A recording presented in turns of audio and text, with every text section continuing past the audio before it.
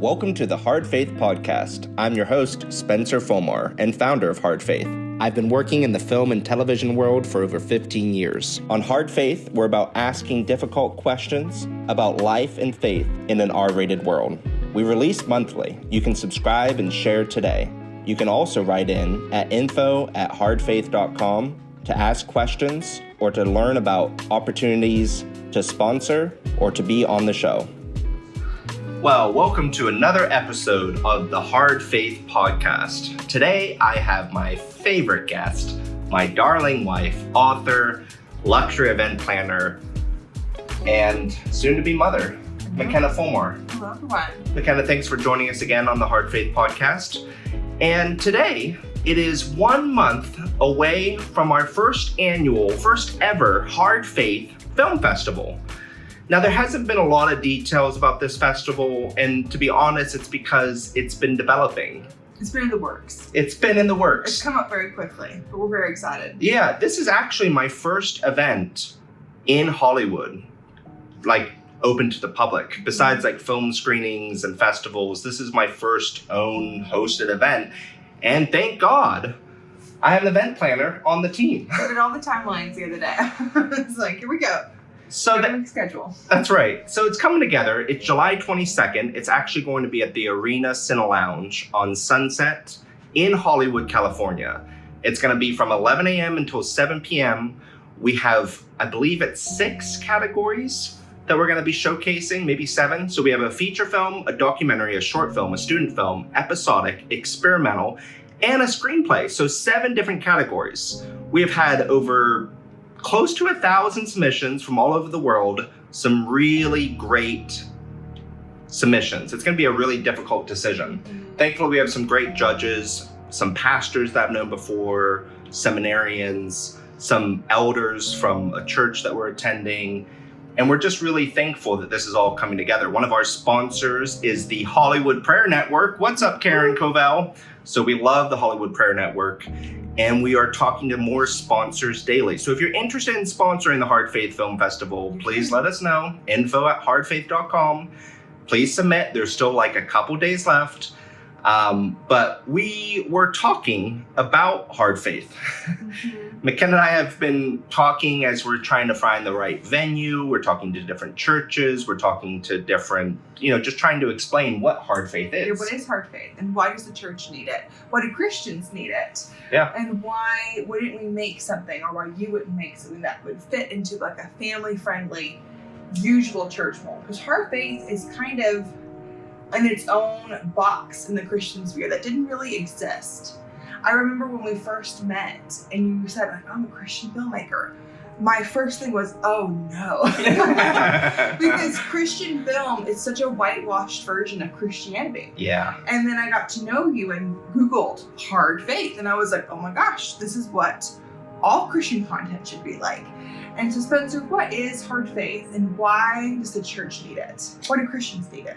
Yeah, well, similar to you, McKenna, whenever I first converted to Christianity about 12 years ago now, I didn't know that the faith-based film industry even existed. I never heard of faith-based film. I saw it, and I didn't love it, honestly, because I believe that people convert to Christianity not because they want to win the football game, not because, church attendance or, they want their net worth to grow. They convert to Christianity, at least I did, because of severe human suffering, because of PG-13, but often very R-rated things going on in our lives. At human suffering, I think that's whenever you realize the need for a savior. I am in such a dark situation that I need a savior to save me from this situation. And until you're put in that position, which by the grace of God, somehow we are all put in that position at some time in our life. But until you're put in that position where you realize and recognize that you need more help than you can do on your own, and that you need a higher power, that you need a loving God who is there, that's whenever you start to consider religion. At least it's whenever I did, it's whenever most people do. And so what's great about that is that in Hard Faith films, we do not shy away from the darkness. We're not glamorizing or glorifying just to show explicit content for a shock factor. What we're trying to do is showing the world as it actually is, not as we would like it to be. And that way, people watching it, whenever they're suffering with the ongoing residual sin, whenever they've had, a traumatic event happen in their life or their childhood, whenever they've been burned by the church, they can see our movies and see how bad things can get. And yet, God can still save us from these dark situations. And if we're not making films in that space, I'm just not necessarily that interested. I'm not either. I'm not saying all films have to be PG-13 or R-rated. In fact, I'm working on a film right now that's probably going to be PG. But there are deep heart issues that we shouldn't shy away from. And for Christian artists, and even those wondering in the younger generations what Christianity is all about, it's not about winning the football game. It's not about only family-friendly content, because most faith-based content is synonymous only to family-friendly. And that is very frustrating. And no one has a family-friendly life. No. And, every kind of faith is hard faith. Who hasn't gone through a traumatic experience? And when the Christian world really likes these PG-rated films that are really fluffy and it's really not that bad, they don't tackle the hard issues. They're missing 90% of the people and targeting a group that likes to pretend that everything is okay, but the world is not okay. And so many Christians aren't okay. And we have to talk about it. It's not fair to this whole demographic. Yeah, I would say the majority of the world's population. Because, there's a place for family-friendly content and entertainment. Historically, Disney has been a place where you can be a kid forever and you can go to Disneyland and Disney World and remember those childhood imaginations and dreams and just escape. But that's not our faith. This is not the faith of Mickey Mouse. We're not only saying that everything is going to become like the Magic Kingdom. No, we're saying that we're in a very broken and lost world and that we needed a savior. And our savior did not come even in a PG way. He came in a very R-rated way. If you want to know how bad things are in our world, if you are somehow unaware or unattached to what's happening all around you, just look at the crucifixion. It's a bloody, dark, horrific event, the most sinful event in all of human history because it happened to a sinless savior. And yet that is the crux of our salvation and our gospel. If we try and censor everything and pretend that the world isn't bad, then why did Christ die such a bloody death? It just doesn't make sense. So we're really, if we're all saying that we only have PG lives and we're only going to deal with PG issues, we're saying that Christ never really had to die. And so I think it's imperative that we showcase the world as it actually is. This is a rescue mission. The gospel is the good news, and it's the only antidote for the most severe forms of human suffering. The gospel can penetrate the darkest of situations. And yet in art, which is meant to be provocative and meant to challenge audiences and theologians and churches and elders, it's meant to challenge you to see the world in a different way. But if we only ever show the world in a PG way, we're doing a disservice to the vast majority of population, and we're doing a disservice to the gospel. Church, once again, looks like a country club that is only fit for people who've had perfect lives, or people who have never been abused, or trauma has never happened to them. And, film and television is such a way to reach people. And it's so untapped by Christians because they only want to talk about things with a PG rating. And it's really insulting to so many people who struggle, and it's off-putting because they're like, well, if this is what Christians are, I can never be one. I can never be a part of one because look what's happened to me. Look what's happened in my life.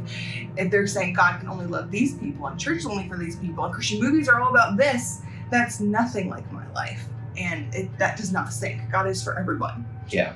And when you hear these country club trivial conversations from the altar, in the pews, after church, you should wonder, and I wonder because I was there not all that long ago, but you gotta wonder about all the people sitting in the back pews, the people that only go to church Christmas and Easter, have never been to church or living on the streets, And while we're talking about trivial matters, we're losing the next generation, not only to church attendance, but we're losing lives to overdoses, to addiction, to suicidality, to murder, to gun violence.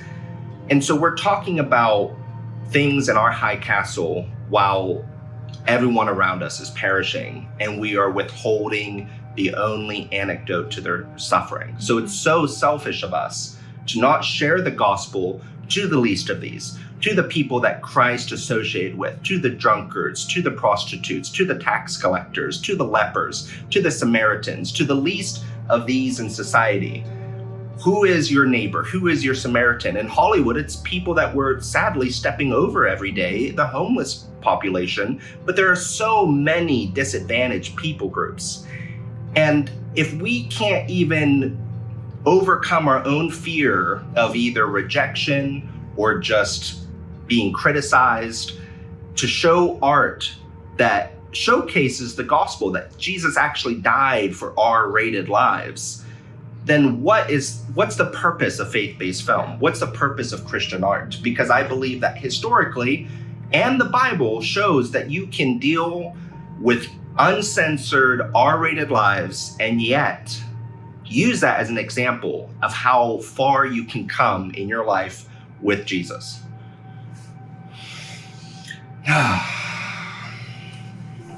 So anyway, if you resonate with anything we just said, maybe you want to submit to the Hard Faith Film Festival. I think we have very few days left. Maybe you want to attend the Hard Faith Film Festival, July 22nd, at the Arena CineLounge on Sunset from 10 a.m. to 7 p.m. Or you just want to connect. I'm hoping, and we're still planning through, but what my hope is with this Hard Faith Film Festival is that it's an invitation to Christian artists all over the world, that if you are tired of making the same football film 8 times over, and if you're tired of PG, family-friendly only content for people of faith of all generations, if you're just tired of playing within roles that have nothing to do with Christianity, then come on over to hardfaith.com. We are here to support you. We're here to make our own art. We're here to celebrate your art. And I believe that this can be a movement of making honest, realistic Christian art.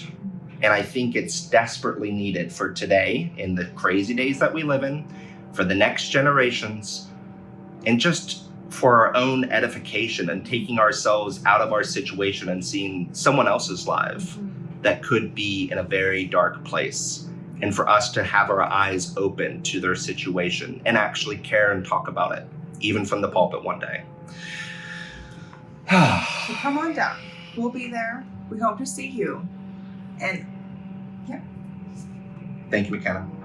McKenna's a great event planner, so this is going to be a great event. Great. We're going to have good food, awards, great conversation, and we're even going to showcase a couple of new Hard Faith productions. I just wrapped on a film called Bright Sky, written and produced by Nathan Clarkson. We're going to show the first ever teaser trailer at the film festival.